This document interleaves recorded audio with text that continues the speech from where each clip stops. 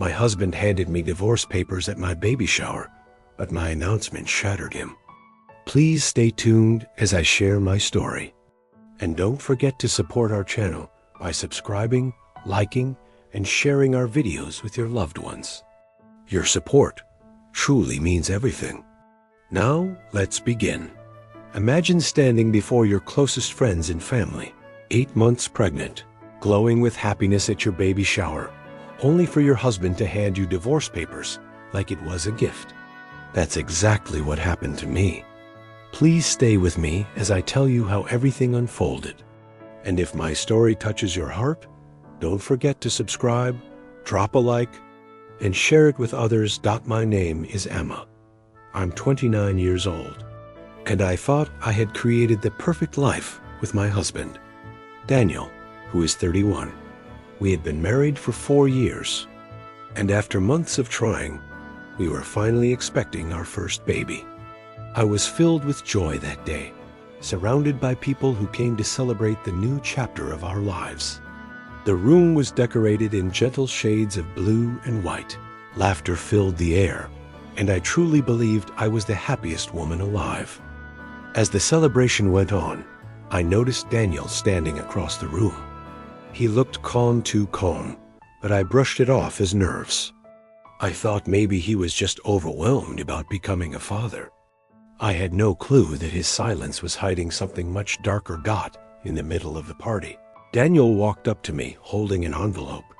I smiled, assuming it was a sweet card, maybe a heartfelt note about our growing family. But as I opened it with everyone watching, my hands froze. It wasn't a card. It was a set of divorce papers. The entire room went silent. I could hear my heartbeat echoing in my ears. People gasped. Whispers rippled through the crowd.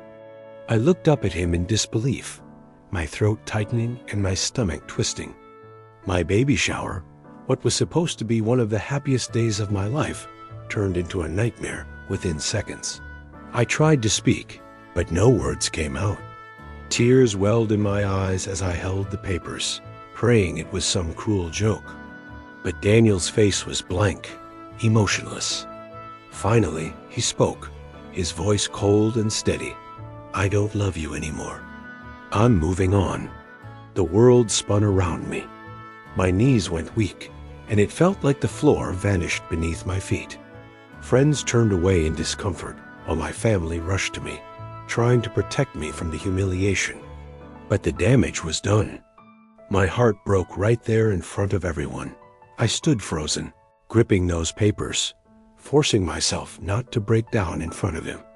My chest ached, my throat burned, but I kept my face still. I wouldn't give him the satisfaction of seeing me fall apart. My best friend Olivia reached me first, hugging me tightly and whispering that everything would be okay, even though I knew she was as shocked as everyone else. Moments later, my brother Mark came forward, stepping between Daniel and me like a shield. Daniel didn't even glance back. He just turned and walked out, leaving me standing in the middle of what was supposed to be my celebration. I could feel people's stares, hear their hushed whispers, but all I wanted was to disappear. Somehow, I smiled weakly and thanked everyone for coming, pretending to stay strong until the last guest left. When the house finally went quiet, Olivia stayed with me while Mark drove our parents home. Later that night, I gathered my courage and went home to confront Daniel. My hands trembled as I unlocked the door, not knowing what kind of man I was about to face. He sat on the couch, calm and distant, as if nothing had happened earlier. Holding the papers, I asked, "Why? Why would you do this now?" He sighed, leaning back casually. "Emma, I don't want this life anymore. I've been seeing someone else. Her name is Rachel. She works with me." His words hit like knives. I pressed my hand over my stomach as if to shield my baby from the pain. "How long?" I managed to ask, my voice shaking. "Over a year," he said flatly. "I should have told you sooner, but I didn't know how. And now, with the baby coming, I don't want to be trapped in something that doesn't make me happy. I need to start fresh. I stared at him, stunned. The man I'd shared my dreams with, the man who'd smiled during our ultrasound, was gone. So you're just leaving us? I whispered.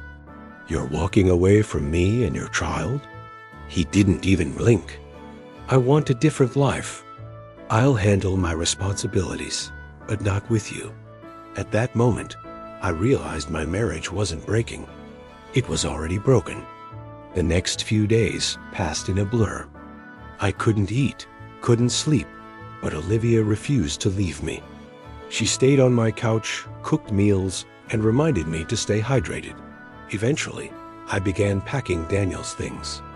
I couldn't stand seeing his clothes in the closet or his shoes by the door. Every piece felt like a painful reminder. While cleaning out his desk, I found an envelope hidden behind a drawer. Curious, I opened it and my blood ran cold. Inside were hotel receipts, printed emails, and handwritten notes proof of his affair with Rachel. My stomach turned as I read her words. Love letters, promises, dreams of a future together. But one letter made my heart stop. Rachel mentioned her growing belly. She was pregnant too. The betrayal hit me like lightning. He hadn't just left me for someone else. He was building a second family while I carried his first. I dropped the papers and broke down, sobbing until I couldn't breathe. Olivia sat beside me, silent but supportive, holding me as I cried. For hours, I stared at the evidence, realizing how completely I'd been replaced. My baby was still inside me, innocent, depending on me. I knew I couldn't let Daniel's choices define me. That night, I packed the rest of his belongings with trembling hands, sealing each box like closing a chapter of my life. The next morning, my parents came. My mom held me like she used to when I was little, stroking my hair and whispering that my baby needed me. My dad stayed quiet, but his eyes spoke volumes of pain and love. Their comfort helped, but beneath it all, anger began to grow. Daniel wasn't just gone. He was flaunting his new relationship around town. Neighbors whispered, some pitied me, others judged. But I stayed silent, burning inside. When the official divorce papers arrived, my hands shook as I signed them. He wanted freedom. He wanted her. But I decided he wouldn't take my strength with him. I met with a lawyer, Mr. Harris, an older man with calm eyes. After I explained everything, he said something that changed everything. You have more power here than you think. He told me to gather every piece of evidence, receipts, notes, emails, and keep them safe. With his help and Mark's, we built a solid case. Mark even discovered Daniel had been hiding money. That betrayal no longer broke me. It fueled me. I focused on my pregnancy, determined to give my child stability. Every doctor visit, every heartbeat reminded me why I had to stay strong. Slowly, piece by piece, I began rebuilding my strength. At 37 weeks, I went into early labor. Olivia rushed me to the hospital, holding my hand through every contraction. I prayed Daniel would show up, but he never did. He ignored every call. Later, I found out he was with Rachel that night. Labor was long and painful, but when I heard my baby's first cry, everything else faded away. They placed my son, Ethan, on my chest, and tears streamed down my face. He was perfect. He was mine. In that moment, I promised him I'd give him a good life, no matter what. I'd raise him with love and strength, without Daniel. Weeks passed, and then came the divorce hearings. Daniel arrived with Rachel, acting confident and charming, but when the evidence came out, every receipt, every hidden account, every letter, his mask started to crack. The judge saw everything clearly. Daniel's lies, his absence during Ethan's birth, his infidelity. When the final decision came, I won full custody. Daniel was ordered to pay child support and contribute financially. The house became mine. Daniel's face fell, Rachel's expression darkened, and for the first time, I saw fear in his eyes. I didn't smile or gloat. I simply walked away with my head high, Ethan in my arms, knowing I had protected my child's future.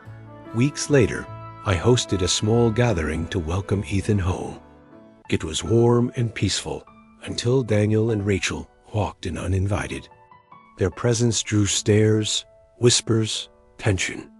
But I refused to let them ruin my peace. I greeted them politely, then turned back to my guests. When the room quieted, I stood near the fireplace and said, "I want to share something important. My brother and I are starting a business together, something I've always dreamed of. Sometimes the best revenge isn't anger. It's success." The words hung in the air. Daniel's face stiffened. Rachel glared at him. I didn't have to say more. They both knew. Months later, my business was thriving. Life felt full again. Ethan grew quickly, smiling, learning, filling my world with light. My family and Olivia stood by me through it all. One afternoon, while walking through town with Ethan in his stroller, I saw Daniel and Rachel. They looked worn down, tired, unhappy. The spark they once flaunted was gone. Their life together clearly wasn't what they expected. Daniel's eyes met mine for a brief moment. I didn't stop. I didn't speak. I simply smiled at my son and kept walking. My silence said everything. That night, rocking Ethan to sleep, I thought back to that awful baby shower. The pain, the shame, the heartbreak. But now, I understood something powerful. Betrayal can only destroy you if you let it. Daniel thought he ended my story that day. But what he didn't know was that he had only helped me begin a new one, and this time, it belonged entirely to me.